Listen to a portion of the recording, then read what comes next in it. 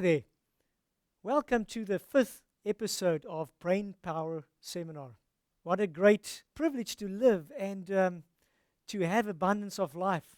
We looked at 10 times wiser, the real mind, the muddled mind, and we also looked at the power crisis that we see in people's brains. At this session, we're going to look at the power supply. The power supply to the brain. And it's like a computer. It needs to be uninterrupted, constant power there. You could also look at some of the other topics we're going to look at in the series. Shaping your thoughts, good cop, bad cop, your brain, and satisfaction or slavery. Your brain and the belly. It's your choice at the end of the day. Your brain, intimacy and seduction. Who is in charge, and the power of freedom. And then, the cherry on the cake, renewing your mind.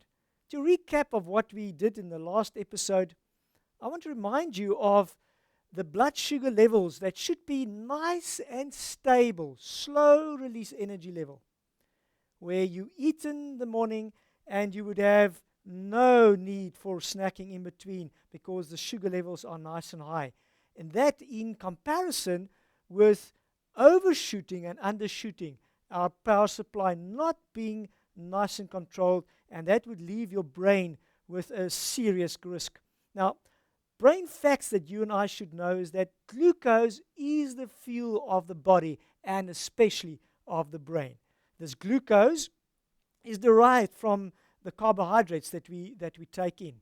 We also need to know that 25% of the oxygen that our body, of our body's usage goes to the brain.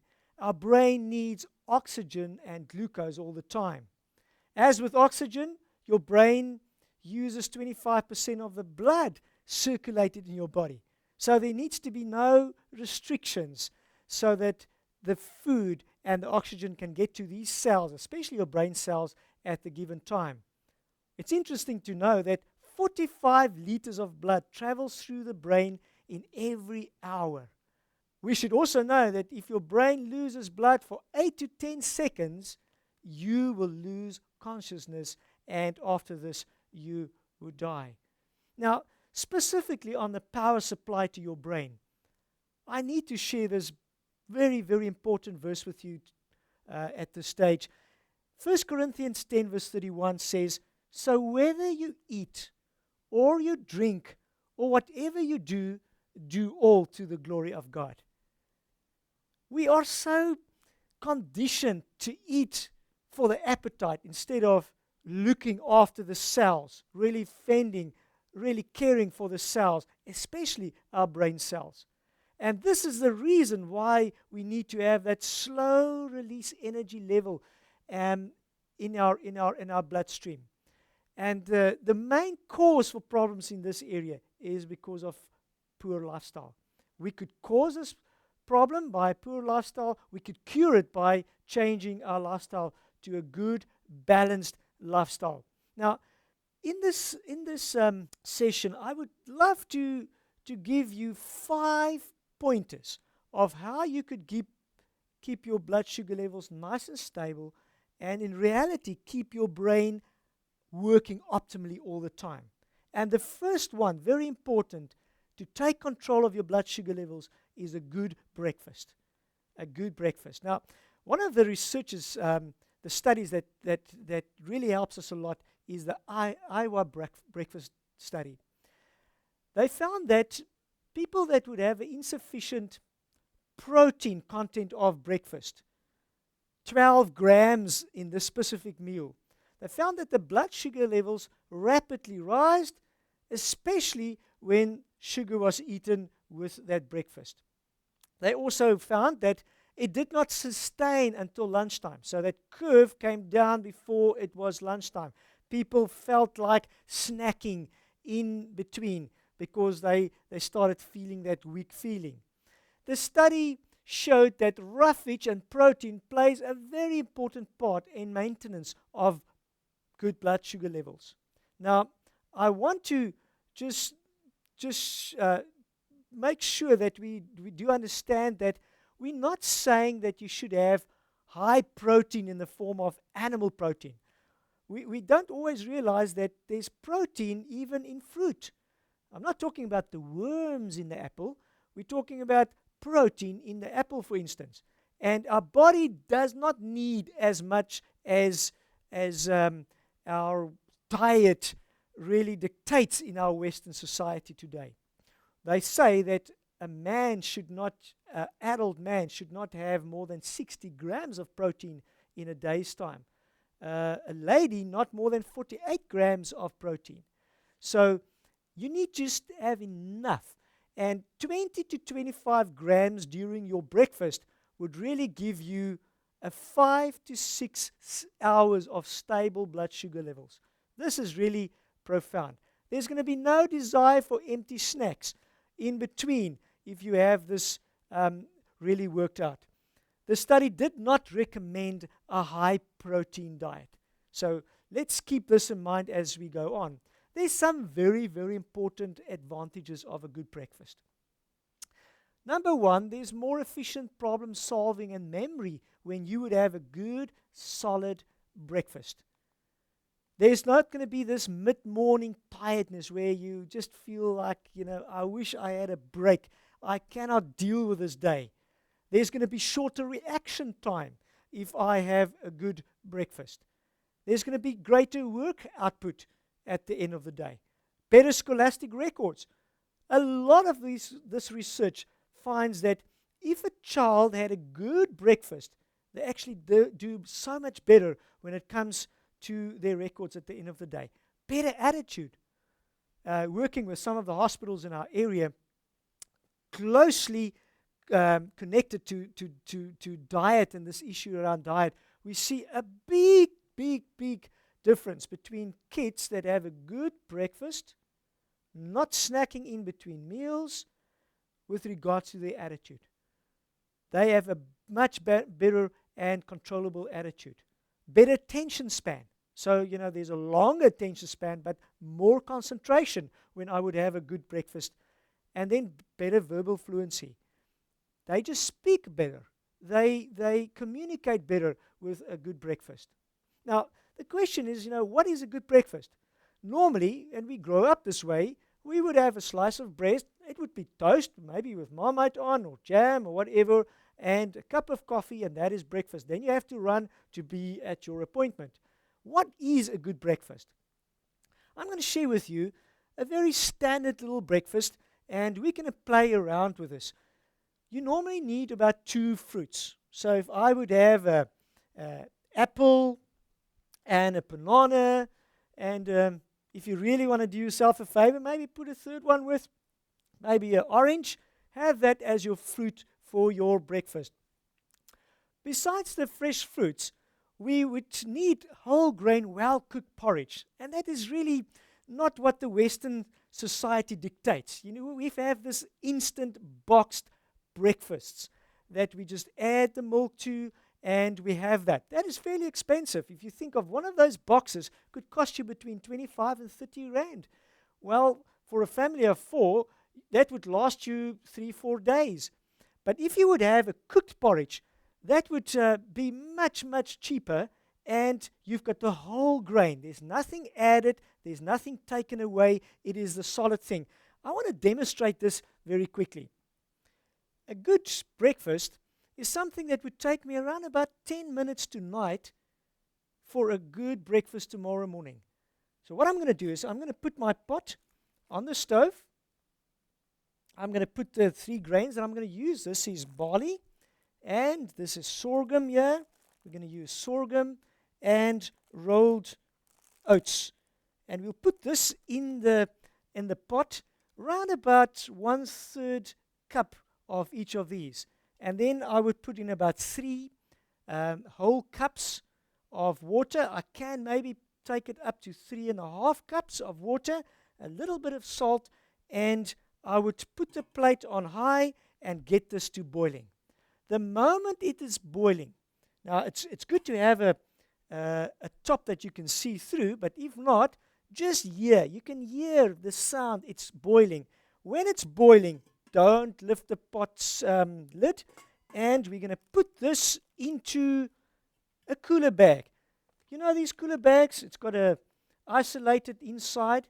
You need 3 of them, and this really works well. You put the pot in there. Now it's hot. It's boiling. I'm putting it in. You could maybe put at the bottom of your bag. You can just put a plate, upside plate down inside there, and you would zip this up, and you would zip the second one and the third one. You need 3 bags. Otherwise, you can use a duvet. Put this in a plastic bag, the pot in a plastic bag, one of these black bags, and put it in a duvet, cover it nicely, and you leave this for the night. And tomorrow morning, it will still be hot and scrumptious.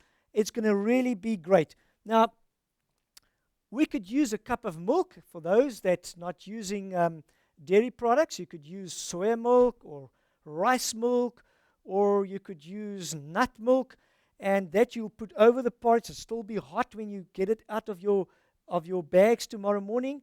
And you could sprinkle some seeds over there. We're going to talk about the seeds in one of our other episodes, but this is linseed, sesame seed, sunflower seed, and pumpkin seed. We're going to spread that over the breakfast, and really to extend this nice blood sugar levels, I could add a little slice of bread, and I could have a spread on there, maybe peanut butter. I don't love peanut butter too much, but you could have something like a basil spread, or a carob spread, a date spread for the sweet. For those that have a sweet tooth, you could have that, or just avocado, pear, and tomato, and maybe an olive spread. Well, man, I'm really getting hungry as I present here. And with that, 4 nuts. It could be 4 almonds. You don't need hands full. Just 4 almonds. That would give you a very, very good balanced breakfast. That's going to last for 5 to 6 hours. We're talking about 26 to 28 grams of protein in this breakfast that is demonstrated right here. Now, the question is, how much should I eat of this? Well, a very good guideline is that you would have adequate this morning, that you would not be hungry until the next meal. So you don't want to be hungry in between. You don't need a snack in between. If you feel you're hungry before the next meal, you could adjust the quantities. Have a little bit more porridge, or have a slice more bread, and you would find that's going to work well. That is the first very important factor on keeping your blood sugar levels nice and stable. The second one is avoid eating in between meals. What we're saying is, I would have breakfast and have nothing to eat until it is lunchtime. Nothing in between. You can have liquids, you can have water to drink, and so on, but nothing to eat in between meals. There's quite a few studies that gives us a very, very important information around this. The nurses study, for instance, they took a group, they gave them a good breakfast. The breakfast consisted of cereal and cream. They had bread, they had cooked fruit, and they had 1 boiled egg with this breakfast. The first group, they gave an ice cream cone 2 hours after breakfast. And they have found that there was residues of the breakfast still in the tummy after 6 hours. The second group, they gave a peanut butter sandwich. Now, I can think, ice cream cone, maybe not the healthiest, but a peanut butter sandwich, that is much better. But look at the results. 9 hours later, there was still residues of the breakfast still in the tummy. The third group, they gave pumpkin pie and a glass of milk. Now, pumpkin pie is really good. I mean, if you talk, my grandmother always said, eat your pumpkin. That is very good to you. Well, if you would have a pumpkin pie, glass of milk, look at that. 2 hours after breakfast, 9 hours later, even those good things, Still residues of that breakfast 9 hours later. I want to remind you, our tummies are hot, humid. If something stays in there in a too long fashion, it's going to go off. It would really go off. Now, this is really very important to remember. Group number 4, half a slice of bread and butter, and they repeated this every 1.5 hours, and they gave them no dinner. They found that more than half of the tummy's content of the breakfast was still in there 9 hours after they had this breakfast. Then the 5th group, twice in the morning and twice in the afternoon, they gave them a little bit of chocolate bar. Now, this is something that we really do in between. Somebody offers us something, we have it. But look at the profound outcome. Half of the breakfast was still in the tummy 13.5 hours after breakfast time. Very scary thought if you think about that. Because 13.5 hours later, that breakfast is really not in a good state in that humid, hot place called the tummy. Very important that we keep our breakfast time not in between meals. Next meal, we have our next meal. Nothing after that until we have our next meal. Very, very important. There's a third factor that we need to keep in mind to keep our blood sugar levels nice and stable over the day period. We need to have 3 or less regular meals per day. 3 or less regular meals per day. Since I have contracted cancer in 1997, I've changed my lifestyle. And one of the adaptations I've made was going on a 2 meals diet per day. And I must tell you, this has been profound. I have more energy levels than when I was much younger. I don't have any need or any craving for snacks in between because I have a good breakfast, and then I would only have a lunch, and that would be it for the day. I would have liquids in between and really doing so well. You see, the common advice today is 5 to 7 small little meals a day. And especially when you're a diabetic, that is really what's prescribed.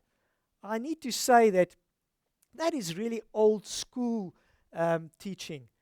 We find in most of our hospitals today that even diabetics are on 2 meals a day, many of them 3 meals a day. In our centers, we run on 2 meals a day, and we've got very, very good outcomes there.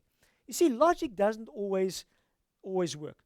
Logic says if you have small little meals, then you're going to supply the brain constantly with the glucose.